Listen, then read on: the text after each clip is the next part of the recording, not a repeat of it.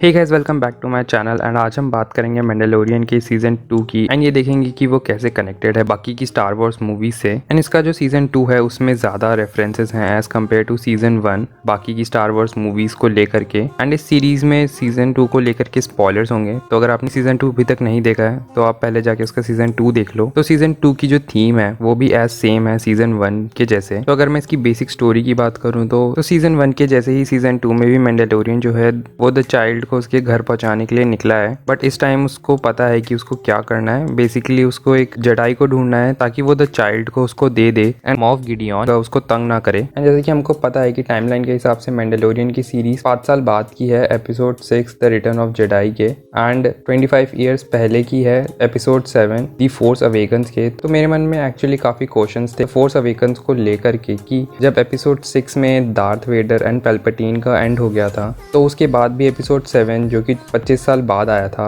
उसमें first order इतने huge scale पे कैसे फॉर्म हो गया। तो इसके काफ़ी सारे आंसर्स ये सीरीज भी दे देती है कि दार्थ वेडर और पैल्पैटिन के बाद भी काफ़ी सारे ऐसे लोग थे जो कि डार्क साइड या फिर सिथ रूल को फॉलो कर रहे थे एंड उनकी वजह से ही कुछ स्मॉल अमाउंट में सिथ के लोग या डार्क साइड के लोग थे वो ऑपरेट कर रहे थे। एंड बाद में जब उनको कोई एक लीडर मिला तो उन्होंने फर्स्ट ऑर्डर फॉर्म करा। ऑल्सो इस सीरीज के बारे में हमें और भी चीज़ें मालूम चलती हैं, जैसे कि जो गैलेक्टिक एम्पायर था जो कि दार्थ वेडर और पैल्पैटिन का था बेसिकली डार्क साइड का, तो उसके फॉल होने के बाद और प्लैनेट्स का क्या हुआ, मतलब जो भी प्लैनेट्स उनके अंडर आते थे उनका, एंड उन प्लैनेट्स का भी जिन पर गैलेक्टिक एम्पायर का राज नहीं था एंड ना ही गैलेक्टिक रिपब्लिक का है। एंड इस चीज़ के बारे में पता चलता है कि कैसे जो गैलेक्टिक रिपब्लिक है वो वर्क कर रही है एंड उनको क्या क्या दिक्कतें आ रही हैं। इसके भी कुछ सीन्स हैं इस मैंडलोरियन के सीजन 2 में। एंड इसमें हमें काफ़ी सारे ऐसे भी कैरेक्टर्स देखने को मिलते हैं जो हमें पहले स्टार वॉर्स की क्लोन वॉर्स की एनिमेटेड सीरीज में देखने को मिले थे, जैसे कि अशोका टानो और बो कटान का करेक्टर, एंड साथ ही साथ बोबा फीट का करेक्टर भी है इसके अंदर। एंड इसमें हमको काफ़ी सारे क्लोन वॉर्स के इवेंट का कॉल बैक भी देखने को मिलता है। फॉर एग्जांपल अशोका टानो का जब करेक्टर आता है तो हमको मालूम चलता है कि द चाइल्ड एक्चुअली में कौन है।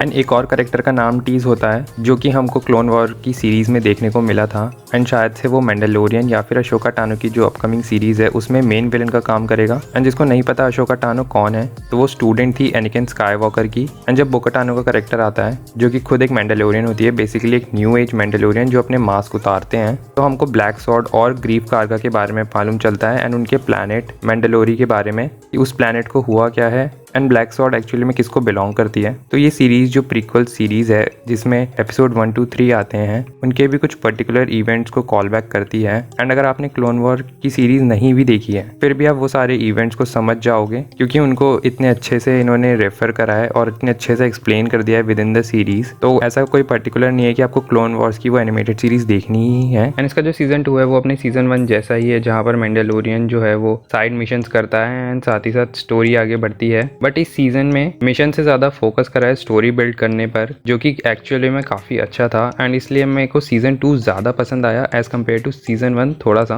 बट नो डाउट इसका सीजन 1 भी काफी अच्छा है। बट जो भी कॉल बैक रेफरेंसेस देखने को मिले जैसे कि गैलेक्टिक एम्पायर या फिर न्यू रिपब्लिक का या फिर क्लोन वॉर की सीरीज से, तो वो सब काफी बढ़िया था। ऑल्सो एक पॉइंट ये भी कि इस सीरीज में हमको ये मालूम चल गया कि मॉफ गिडियन के लोग जो हैं वो द चाइल्ड के पीछे क्यों पड़े हैं एंड एक्चुअली में उससे क्या चाहते हैं। एंड जो भी एक्शन इस सीरीज में वो भी एकदम बढ़िया था जैसे कि सीजन 1 का, इवन उससे भी बेटर लगा। एंड इसका जो लास्ट एपिसोड है सीरीज का अगर आपने देखा है तो आपको पता है कि मैं किस एक पर्टिकुलर इवेंट की बात कर रहा हूँ। वो एकदम अनएक्सपेक्टेड था एंड काफी बढ़िया था। ऑल्सो सीरीज में एक्शन बढ़िया है ही, साथ ही साथ स्टोरी भी बढ़िया है एंड जो इमोशनल सीन्स हैं वो भी काफी बढ़िया है, जहाँ पर जो रिलेशन है मैंडलोरियन और द चाइल्ड के बीच में वो काफी बढ़िया तरह से दिखाया है हमको on screen. And even after Mandalorian अपना हेलमेट कभी नहीं उतारता है, बट जिस तरह से वो सीरीज में हमें मैंडलोरियन का करेक्टर दिखाया है वो भी बहुत बढ़िया है। तो इस सीरीज में हमको हर एक चीज देखने को मिलती है। एंड अगर आपने स्टार वॉर्स की पूरी फ्रेंचाइज देखी है तो फिर तो ये सीरीज एक्चुअली में आपको काफी पसंद आएगी। एंड ये सीरीज एक अलग स्टोरी लाइन फॉलो करती है स्टार वॉर्स के बाकी की मूवीज से, अगर आप देखो तो वो भी एक काफी अच्छी बात है। एंड अगर मैं बात करूँ फ्यूचर प्रोजेक्ट्स की तो सीजन